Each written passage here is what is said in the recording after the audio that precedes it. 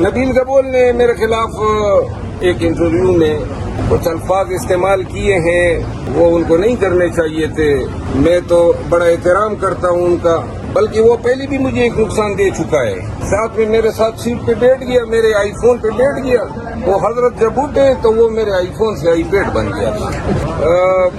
نبیل گبول صاحب جو ہیں وہ میں اس وجہ سے بھی احترام کرتا تھا کہ ہمارے پاکستانی سیاست کے شاہکار جس طرح میاں نواز شریف صاحب ہیں، اسی طرح ہماری کلاسیکی موسیقی اور بلکہ اورینٹل جو موسیقی ہے اس کے شاہکار چاند فتح علی خان ہے، اور چاند فتح علی خان اور نبیل گبول صاحب کی رشتہ داری کی وجہ سے میں ان کا احترام کرتا تھا۔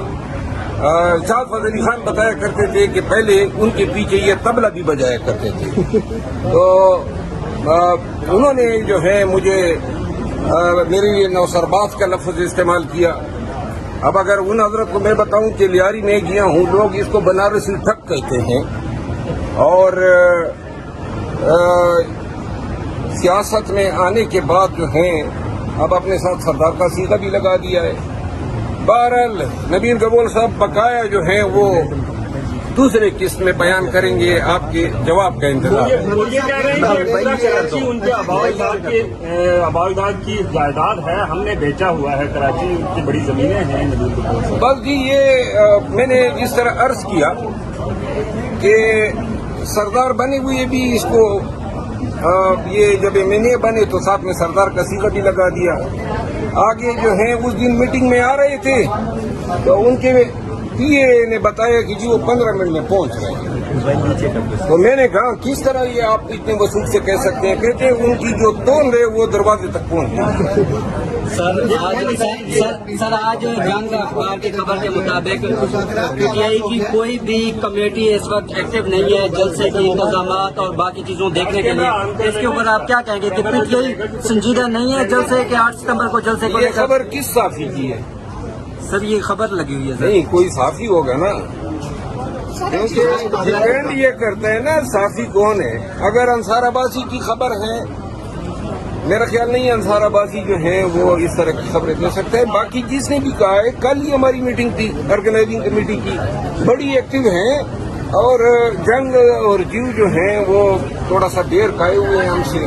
محمد صاحب یہ بتائیے کہ چونکہ حکومت کے درمیان مذاکرات کا آغاز ہو گیا اور جن چیزوں سے آپ انکار کرتے رہے وہی ہوا ہے، آخرکار اسٹیبلشمنٹ سے حکومت سے مذاکرات کرنے پڑے اور آپ سب لوگوں کو نظر انداز کر کے محمود خان اچک صاحب کے سامنے لایا گیا۔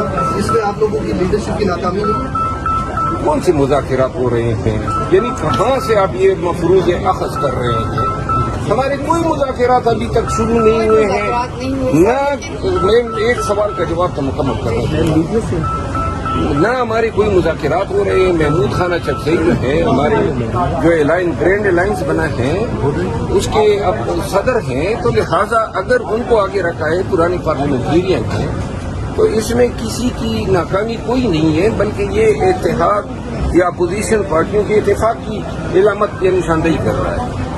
سر 8 ستمبر کا جلسہ ہونے جا رہا ہے، پہلے بھی آپ کو گرفتار کرنے کی کوشش کی، شرٹ آپ کی پھٹ گئی، آپ نے کچھ ان کے ساتھ بھی محبت کا اظہار کیا، تو اس دفعہ ایسی محبت ہوئی تو کیا کریں گے؟ نہیں، اس دفعہ تو میں کل ہماری میٹنگ ہوئی تو اسلام آباد اور پنڈی کی قیادت نے کہا کہ میری خواہش تھی کہ میں اسلام آباد اور پنڈی میں احتجاج اگر وہ ہمیں مجبور کرتے ہیں، ناکے ڈالتے ہیں یا جلسہ نہیں کرنے دیں گے اور اس دن روڈ اٹکائیں گے تو میں اس کو لیڈ کرنا چاہتا تھا، لیکن شعیب شاہین صاحب اور جو تیمور ملک صاحب ہیں ان کی خواہش یہ تھی کہ نہیں اس دفعہ ان کو موقع دیا جائے، اور انہوں نے پوری کمیٹی کو یقین دہانی کرائی، تو لہذا ان کے اس عزم کو دیکھتے ہوئے اب جو ہے میری ڈیوٹی یہ ہوگی کہ میں صدر اضلاع کے کافی لوگ کو لیڈ کرتے ہوئے علی امین خان کے قافلے کے ساتھ جاؤں، تو میں 6 ستمبر سے میں ادھر ہوں گا ہی نہیں۔